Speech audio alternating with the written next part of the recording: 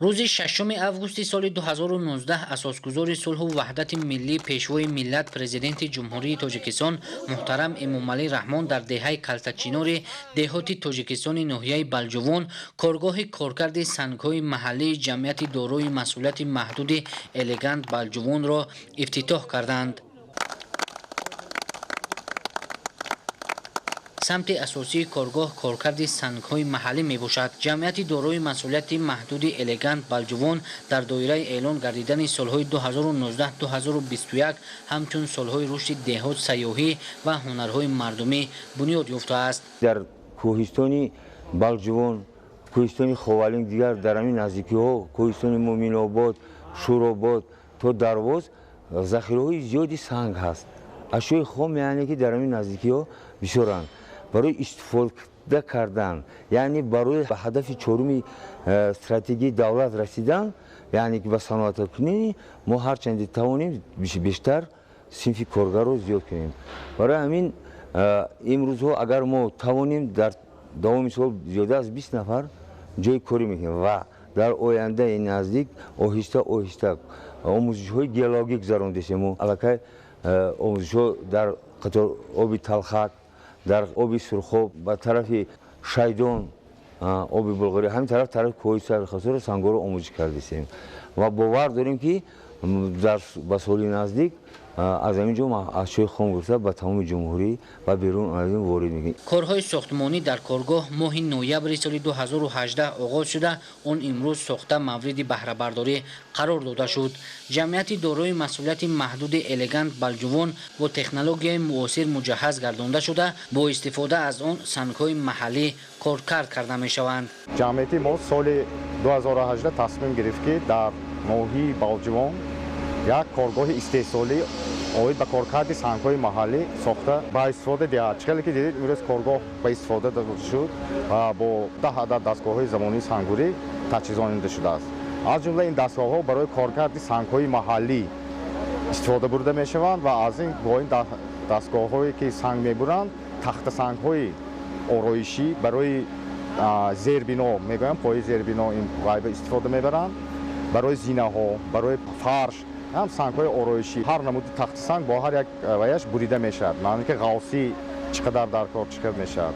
дар коргоҳи Элегант Балҷувон коркарди сангҳои табиии маҳаллӣ аз ҷумла санги хоро, мармар ва ғайра ба роҳ монда мешавад. президенти мамлакат муҳтарам Эмомалӣ Раҳмон зимни боздид ба фаъолияти коргоҳ таъкид доштанд ки дар ин ноҳияи баландкӯҳи мамлакат бунёди чунин иншоот ва пурра коркард кардани сангҳои маҳаллӣ саривақтӣ буда, он боиси бо ҷои кор таъмин кардани сокинон ва дастрасӣ пайдо кардани аҳолӣ бо сангҳои ороишии истеҳсоли ватанӣ мегардад. корхонаи мо дар шаҳри Бустон 20 сол аст ки арзи ҳастӣ дорад. дар бозори ҷумҳурӣ кор карданаш ба истеҳсоли сангҳо ва маҳсулотҳои сангӣ аз ошияи хомсаркат то маҳсулоти ниҳоӣ, яъне ки коркарди сангҳои туфҳои вулқонӣ, нахҳои базалтӣ, дар бовосита аз нахҳои базалтӣ сохтани хонаҳо, шинондани ба тарзи гидропоника истеҳсол кардани маҳсулоти хоҷагии қишлоқ. дар давоми 10-15 соли охир дусета сех карда коргоҳе кардем ки ба нафъи мардум кор карда шудааст. айни замон бо ба фаъолият оғоз кардани коргоҳи коркарди сангҳои маҳаллии ҷамъияти дорои масъулияти маҳдуди Элегант Балҷувон 20 нафар сокинони маҳаллӣ бо ҷои кор таъмин карда шудаанд. мо шукрона аз давлори истиқлол мекунем, чунки дар ноҳияи мо чунин корхонаи коркарди сангҳои базалтӣ шуда шудааст. мо дигар ба ҳеҷ ҷо ба кор намеравем ва дар ҳамин ҷо бо кори доимии худ таъмин мебошем. коргарон бошанд бо 3 вақт хӯроки гарм ва ҳар сари мо ба маоши хуб таъмин ҳастанд.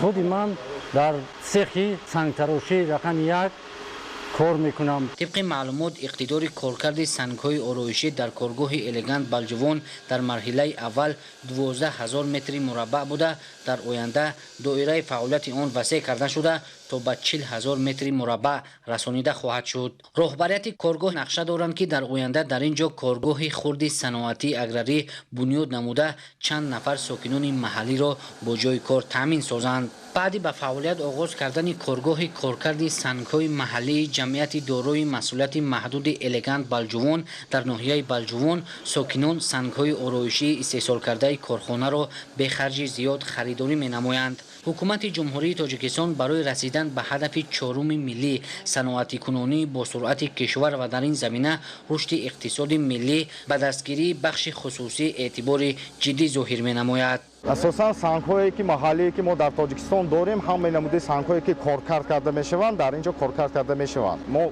سنگ‌های میگن این سنگ خورو گرانیتی خوروی خوجان سنگ آشت استفاده برده میتونیم کنی بادام دارواز وانج شاریتوس ما میتونیم تراورتینی از پنجکن بیاریم که همچه کارکرد کنیم. باید تاکید نمود که در حدود کارخانه باغ اینتنسیوی سیب و انگور بنیاد گردیده است. اینچنین گرمخانه برای پرورش قلمچه درختان اینتنسیوی ساخته شده در آینده در میدان 1 هکتار حفظ ماهی پروری تشکیل کرده می شود.